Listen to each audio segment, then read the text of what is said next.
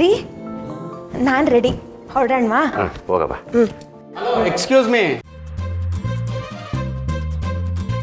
ನೀನು ಯಾಕೆ ನಮ್ಮ ಅಪ್ಪನ ವಯಸ್ಸಲ್ಲಿ ಮಾತಾಡ್ತಿದ್ಯಾ? ರೀ ನಾನು ಮಾವನ ವಾಯ್ಸಲ್ಲಿ ಮಾತಾಡ್ತಿಲ್ಲ, ಮಾವನೇ ಮಾತಾಡ್ತಾ ಇರೋದು. ಅಲ್ಲಿ ನೋಡಿ. ಏನಪ್ಪಯ್ಯ? ಎಲ್ಲಿಗಾದರೂ ಹೊರಗಡೆ ಹೋಗುವಾಗ ಎಲ್ಲಿಗೆ ಅಂತ ಕೇಳಬಾರ್ದು. ಆದರೂ ನಾನು ಈ ಮಾತನ್ನು ನಂಬಲ್ಲ. ಆದರೂ ನೀವು ಎಲ್ಲೂ ಹೋಗ್ತಾ ಇದ್ದೀರಾ ಅಂತ ನಾನು ಕೇಳಲ್ಲ. ಯಾಕೆ ಮಾವ? ಯಾಕೆ ಅಂದರೆ ನೀವು ಎಲ್ಲಿಗೆ ಹೋಗ್ತಾ ಇದ್ದೀರಾ ಅಂತ ನನಗೆ ಗೊತ್ತಿದೆ. ಅಪ್ಪಯ್ಯ, ನಾವು ಹೊರಗೆ ಹೋಗೋದು ಇಷ್ಟ ಇಲ್ಲ ಅಂದರೆ ಬೇಕಾದ್ರೆ ಮನೇಲೇ ಇರ್ತೀವಿ. ಯಾವ ನನ್ನ ಮಗ ಹೇಳಿದ್ದು ಇಷ್ಟ ಇಲ್ಲ ಅಂತ? ನನಗೆ ತುಂಬ ಇಷ್ಟ ಇದೆ, ಇಷ್ಟ, ಚಾನೇ ಇಷ್ಟ. ನೀವಿಬ್ರು ಚೆನ್ನಾಗಿರ್ಬೇಕು ಅನ್ನೋದೇ ನನ್ನ ಆಸೆ. ಆಯಿತು ಮಾವ, ನಾವು ಚೆನ್ನಾಗಿರ್ತೀವಿ. ನೀವು ಕೋಪ ಎಲ್ಲ ಮಾಡ್ಕೊಳಕ್ಕೆ ಹೋಗಬೇಡಿ.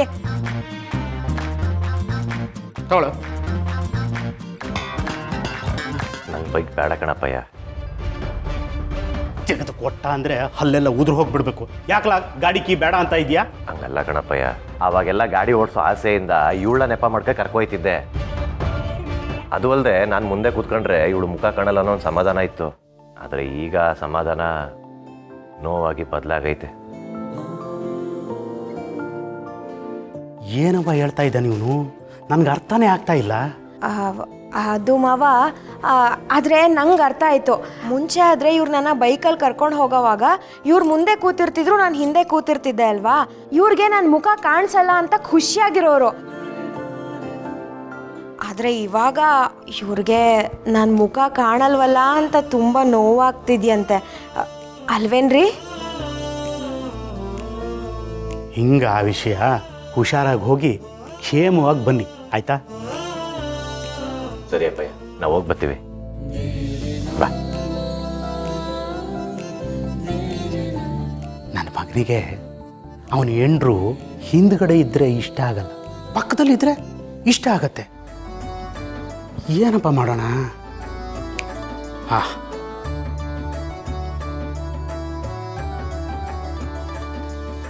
ಲೇ, ಎಲ್ಲಿದೆಯೋ? ಅದು ಈಗ ಹೊಸದಾಗೊಂದು ಕಾರ್ ಬಂದಿದೆಯಲ್ಲ, ಅದಕ್ಕೆ ಎಷ್ಟಾಗತ್ತೆ?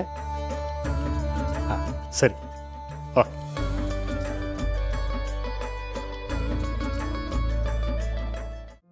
ಮಾವ, ಈ ಸಿನಿಮಾದಲ್ಲಿ ಪಂಚೆಯಿಂದ ಪ್ಯಾಂಟಿಗೆ ಬಂದ ತಕ್ಷಣ ನಡೆಯೋಕ್ಕಾಗಲ್ಲ ಅಂತ ತೋರಿಸ್ತಾರಲ್ಲ, ನಿನಗೂ ಹಂಗೆ ಆಗ್ತಿಲ್ವಾ? ಏನಿಲ್ಲ, ನಾನು ಸರಿಯಾಗಿ ನಡಿತೀನಿ. ಅಯ್ಯೇ, ಇದೇನಾಯ್ತು? ಇಷ್ಟೊತ್ತು ಚೆನ್ನಾಗೇ ಇದೆಯಲ್ಲ. ಏನಾಗಿಲ್ಲ. ನಿನಗೆ ಜಾಸ್ತಿ ಮುದ್ದು ಮಾಡಿದಷ್ಟು ಬಾರಿ ಹೆಚ್ಕೊಂಡ್ಬಿಡ್ತೀಯಲ್ಲ.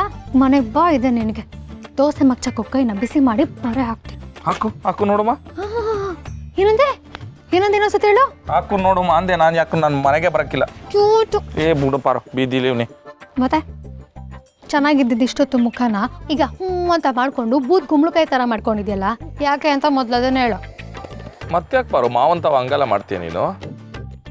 ಅಲ್ಲ, ಮಾವ ಅಧ್ಯಕ್ಷ ಕುರ್ಚಿ ಮ್ಯಾಗ ಕೂತಿದ್ರೆ ಏನಾಗೋದು ಅಂತ ನಾನು ಕೇಳೋದು. ನೋಡು ಮಾವ, ಯಾರ್ಯಾರು ಯಾವ್ಯಾವ ಜಾಗದಲ್ಲಿ ಕೂತ್ಕೋಬೇಕು ಅದೇ ಜಾಗದಲ್ಲಿ ಕೂತ್ಕೋಬೇಕು. ಈಗ ನೋಡು, ಹೆಡ್ ಮಾಸ್ಟ್ರು ಕೂತ್ಕೊಳ್ಳೋ ಜಾಗದಲ್ಲಿ ಪೋಸ್ಟ್ ಮಾಸ್ಟರ್ನ ಕೂರಿಸಿದ್ರೆ ಹೆಂಗಿರುತ್ತೆ? ಸಂದಾಗಿರಕ್ಕಿಲ್ಲ. ಹಾಗೇನೆ ಈಗ ಜನ ನಿನ್ನ ಆಯ್ಕೆ ಮಾಡಿ ಅಧ್ಯಕ್ಷ ಮಾಡಿದಾರಲ್ವಾ, ನೀನೇ ತಾನು ಆ ಕುರ್ಚಿಲಿ ಕೂತ್ಕೋಬೇಕು. ಅದು ಸರಿ ಪಾರು. ಅದು ಒಂದ್ಸತಿ ಹೇಳಿದ್ರೆ ಅರ್ಥ ಆಗಲ್ವಾ ನಿನಗೆ? ಏನು ಬಾರಿ ಆಡ್ತಿದ್ಯಾ? ರೋಡ್ ಅಂತಾನೂ ನೋಡಲ್ಲ. ಆಮೇಲೆ ಏನು ಮಾಡ್ಬಿಡ್ತೀಯಾ? ಹೇಳ್ಕೊಂಡು ಮುದ್ದು ಕೊಟ್ಬಿಡ್ತೇನೆ. ಬ್ಯಾಡ, ಸುಮ್ಕಿದ್ ಬಿಡ್ತೀನಿ ನಾನು. ಬೇಡ ಅಂತ್ಯಾ? ಮನೆಗೆ ಬಾ, ಮಾಡ್ತೀನಿ ನಿನಗೆ. ಆದರೂ ಮಾವ, ನೀನು ಹೆಣ್ಮಕ್ಳ ವಿಷಯವಾಗಿ ಸ್ಟ್ಯಾಂಡ್ ತೊಗೊಂಡು ಮಾತಾಡ್ದೆಯಲ್ಲ, ನನಗಂತೂ ತುಂಬ ಖುಷಿ ಆಯಿತು. ಸೂಪರ್ ಮಾವ, ನೀನು ಕ್ಯೂಟಿ ನೀನು. ಇದೇ ಖುಷಿಗೆ ಒಂದು ಸೆಲ್ಫಿ ತೊಗೊಳ್ಳೋಣ ಬಾ. ಸರಿ ಬಂದೆ. ಅದೇ ಒಂದು ಕಂಡೀಷನು, ನಾವಿವಾಗ ತೊಗೊಳ್ಳೋ ಸೆಲ್ಫಿಗೆ ಎಷ್ಟೇ ಕೆಡ್ತಾಗಿದ್ರು ನೀನು ಫೋನಲ್ಲಿ ಅದೇ ವಾಲ್ಪೇಪರಾಗಿ ಹಾಕ್ಕೋಬೇಕು. ಸರಿ ಹಾಕತ್ತೀನಿ. ಚಾಣಿ ಬಾ.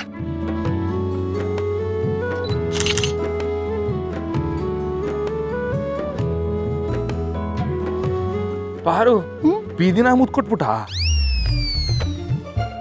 ಅಯ್ಯಯ್ಯೋ, ಹೌದಲ್ವಾ? ಅದು ನೀನು ಹತ್ರ ಬಂದ್ಬಿಟ್ಟ, ನನಗೆ ಲವ್ ಜಾಸ್ತಿ ಆಗೋಯ್ತಾ, ಅದಕ್ಕೆ ನಾನೇ ಮರ್ತ್ಬಿಟ್ಟು ನಿಂಗೆ ಮುದ್ದು ಕೊಟ್ಬಿಟ್ಟೆ. ಅಯ್ಯಯ್ಯೋ, ಫೋಟೋದಲ್ಲೂ ಕಿಸ್ ಕೊಡೋದು ಬಂದ್ಬಿಟ್ಟಿದೆ. ದಿಟ್ಟವಾಗ್ಲೂ ನಾನು ಇದನ್ನ ಫೋನ್ಗೆ ಹಾಕಬೇಕ ಪಾರು. ಯಾಕೆ ಪಾರು ಹಿಂಗೆ ಕೂಳೆ ಕೊಡ್ತೀಯ ನಂಗೆ? ಯಾಕೆ ಅಂದರೆ ಮೊದಲೇ ನೀನು ಇವಾಗ ರಾಜಕಾರಣಿಯಾಗಿ ಹೋಗ್ಬಿಟ್ಟಿದ್ಯಪ್ಪ. ಈ ಕೆಲವು ರಾಜಕಾರಣಿಗಳೆಲ್ಲ ಹೆಂಡತಿ ಜೊತೆಗಿದ್ರು ಅವ್ರು ಬೇಕು ಇವ್ರು ಬೇಕು ಅಂತ ಕಣ್ಕಂಡು ಹೆಣ್ಮಕ್ಳ ಜೊತೆ ಎಲ್ಲ ರಿಲೇಷನ್ಶಿಪ್ ಇಟ್ಕೋತಾರೆ. ಹಂಗೆ ನೀನು ಮಾಡೋದಕ್ಕೆ ನಾನು ಬಿಡಲ್ಲ. ಅದಕ್ಕೆ ಯಾವುದೇ ಹುಡುಗಿ ನಿನ್ನ ಫೋನಲ್ಲಿರೋ ಫೋಟೋ ನೋಡಿದ್ರು, ಓಹ್ ಇವ್ ನಿಂಗೆ ಮದುವೆ ಆಗಿ ಹೋಗ್ಬಿಟ್ಟಿದೆ, ಹೆಂಡತಿ ಜೊತೆ ಇಷ್ಟೊಂದು ಕ್ಲೋಸ್ ಆಗಿದ್ದಾನಾ ಅಂತ ಅಂದ್ಕೊಂಡು ನಿನ್ನ ದೂರ ಇಡಬೇಕು. ಅದಕ್ಕೆ ಇವೆಲ್ಲ. ಯವ್ವಾ ಏನು ಉಪಾಯ ಮಾಡಿದ್ಯಾ ಪಾರು. ಆದ್ರೆ ನಾನು ಹಂಗಲ್ಲ, ನಾನು ಒಯ್ತೀನಿ. ಹಾಂ, ಹೋಗಕ್ಕೆ ನಾನು ಬಿಡ್ಬೇಕಲ್ಲ. ನೋಡಿ ಟೈಮ್ ಆಯಿತು, ಹಟ್ಟಿತಾ ಹೋಗ್ಬೇಕು. ಹಟ್ಟಿತಾವ ಬೆಳ್ದಚ್ಚು ಅದು. ಬಾ ಹೋಗಮ್ಮ. ಬಾ.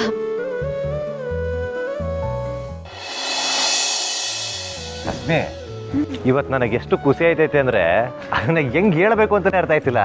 ಹೌದಾ, ನನಗೂ ಅಷ್ಟೇ. ಚೆನ್ನಾಗೈತೆ. ಮುಂಚೆ ಎಲ್ಲ ನನಗೆ ಎಷ್ಟು ಖುಷಿ ಆಗ್ತೈತೆ ಅದನ್ನ ಹೆಂಗ್ ಹೇಳ್ಬೇಕು ಅಂತ ಗೊತ್ತಾಯ್ತಿಲ್ಲ ಅಂದ್ರೆ ಹೌದೇನ ಸಿನ ಹೇಳ್ಬೇಡ ಅಂತಿದ್ದೆ. ಆದ್ರೆ ಈಗ ಹೋಗಿ ಬನ್ನಿ ಅಂತ ಮರ್ಯಾದೆ ಕೊಡ್ಕೊಂಡು ಒಳ್ಳೆ ದೂರದವ್ರ ಥರ ನೋಡ್ತಾ ಇದೆಯಾ. ಅಯ್ಯೋ, ಗಂಡಂಗೆ ಕೊಡಬೇಕಾಗಿರೋ ಮರ್ಯಾದೆನೇ ನಾನು ಕೊಟ್ಟೇ ಕೊಡ್ತೀನಪ್ಪ. ಹಂಗಂತ ಗಂಡನ ಮೇಲೆ ಪ್ರೀತಿ ಕಮ್ಮಿ ಆಯಿತು, ನಿಮ್ಮಿಂದ ದೂರ ಹೋಗ್ತಾ ಇದ್ದೀನಿ ಅಂತೆಲ್ಲ ಅನ್ಕೋಬೇಡ್ರಿ. ಸದ್ಯ ಇವಾಗ ನಿನ್ನ ಮಾತು ಕೇಳಿ ನನಗೆ ಸಮಾಧಾನ ಆಯ್ತು. ರೀ, ನಾನು ಏನೋ ಒಂದು ಕೇಳಲಾ? ಕೇಳು. ನಾವು ಹೆಂಗೂ ಸಿನಿಮಾಗೆ ಹಿಂಗೆಲ್ಲ ಕೈ ಎಲ್ಲ ಹಿಡ್ಕೊಂಡು ಹೋಗ್ತಾ ಇದ್ದೀವಿ, ಒಂದಿಷ್ಟು ಜನ ನಮ್ಮ ಮೇಲೆ ಕೆಟ್ಟ ದೃಷ್ಟಿ ಹಾಕ್ತಾರೆ. ಅದು ಯಾವುದು ನಮಗೆ ತಗಲಬಾರ್ದು ಅಂತ ದೇವಸ್ಥಾನಕ್ಕೆ ಪೂಜೆ ಮಾಡಿಸ್ಕೊಂಡು ಹೋಗೋಣವಾ? ಅಷ್ಟೇ ತಾನೇ, ಅದಕ್ಕೇನಂತೆ ಹೋಗೋದ ಬಿಡು. ಛೀ, ಇದು ಒಂದು ಜೋಡಿನ. ಹುಡುಗ ನೋಡಿದ್ರೆ ನುಗ್ಗೆಕಾಯಿ, ಹುಡುಗಿ ನೋಡಿದ್ರೆ ಕುಂಬಳಕಾಯಿ, ನೋಡಕ್ಕೆ ಅಸಹ್ಯ ಆಗುತ್ತಪ್ಪ. ಅಣ್ಣ ಒಂದು ನಿಮಿಷ. ಅಯ್ಯೋ ರೀ, ಏನು ಬೇಡ, ಸುಮ್ಮನೆ ಇದ್ಬಿಡಿ. ನೋಡ್ರಶ್ಮಿ, ಈ ಥರ ಮಾತಾಡೋರ್ ಬಾಯಿಗೆ ಬೀಗ ಹಾಕ್ಲಿಲ್ಲ ಅಂದ್ರೆ ಮಾತಾಡ್ತಾನೆ ಇರ್ತಾರೆ. ನೀ ಏನು ತಲೆ ಕೆಡ್ಸ್ಕೊಬೇಡ. ಇಲ್ಲಿ ಇಲ್ಲಿ ನಿಂತ್ಕೊ, ಹೇಳ್ತೀನಿ. ಬಂದೆ, ನೀ ಏನು ತಲೆ ಕೆಡ್ಸ್ಕೊಬೇಡ, ನಿಂತ್ಕೊ. ಅಲ್ಲ ಬೇಡ.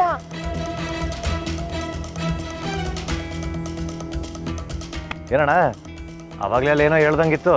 ಏನಿಲ್ವಲ್ಲ. ಯಾಕಣ್ಣ, ಹೇಳಕ್ ಬಾಯಿ ಬತ್ತಿಲ್ವಾ ಅಥವಾ ಧೈರ್ಯ ಸಲ್ತಿಲ್ವಾ? ಏನಪ್ಪ ಹಂಗಂತೀಯ? ನೀನು ನೋಡಿದ್ರೆ ಚೆನ್ನಾಗಿದ್ಯಾ, ಅವಳು ನೋಡಿದ್ರೆ ದುಮ್ಮುಕ ಅವಳೆ, ಅದಕ್ಕೆ ನಂಗೆ ಇಷ್ಟ ಆಗಲಿಲ್ಲ ಅಂದೆ. ತಪ್ಪಾ? ತಪ್ಪೇ ಕಣಣ್ಣ. ಈಗ ತಾನೇ ಏನೋ ಅಂದಲ್ಲ ಅಣ್ಣ, ನಾನು ನೋಡಕ್ಕೆ ಚೆನ್ನಾಗಿದ್ದೀನಿ ಅಂತ. ನಾನು ನೋಡಕ್ಕೆ ಚೆನ್ನಾಗಿರ್ಬೋದು, ಆದರೆ ಇಷ್ಟು ದಿನ ನನ್ನ ಮನಸ್ಸಲ್ಲಿ ಎಂಥ ವಿಷಯ ಇತ್ತು ಗೊತ್ತಾ? ಮದುವೆ ಆಗಿದ್ರೂ ಇನ್ನೊಂದು ಹುಡುಗಿ ಜೊತೆ ಓಡಾಡ್ತಿದ್ದೆ. ಅಷ್ಟೇ ಅಲ್ಲ, ಅವಳನ್ನೇ ಮದುವೆ ಆಗಬೇಕು ಅಂತಲೂ ಹೋಗಿದ್ದೆ. ಆದರೆ ಕೊನೆಗೆ ಆ ಹುಡುಗಿ ನನಗೆ ಮೋಸ ಮಾಡಿಬಿಟ್ಟು ಹೊರಟೋದ್ಲು. ಆದರೆ ಇವಳವಳಲ್ಲ, ನಾನು ಎಷ್ಟೆಲ್ಲ ಹೊಟ್ಟೆ ಉರ್ಸಿದ್ದೀನಿ ಗೊತ್ತಾ ಅಣ್ಣ? ಇವಳು ಕಣ್ಮುಂದೆನೇ ಆ ಹುಡುಗಿ ಜೊತೆ ಓಡಾಡ್ತಿದ್ದೆ. ಅಷ್ಟೆಲ್ಲ ಮಾಡಿದ್ರು ಈ ಹುಡುಗಿ ನನಗೋಸ್ಕರನೇ ಕಾಯ್ತಾ ಇದ್ಲು. ಅದ್ರ ಬದಲಾಗಿ ನನಗೆ ಒಳ್ಳೇದಾಗಲಿ ಅಂತಲೇ ದೇವ್ರ ಹತ್ರ ಬೇಡ್ಕೊಳ್ಳೋಳು. ನಾನು ವಾಪಸ್ ಅವಳು ಸಿಗಲಿ ಅಂತ ವ್ರತ ಮಾಡೋಳು.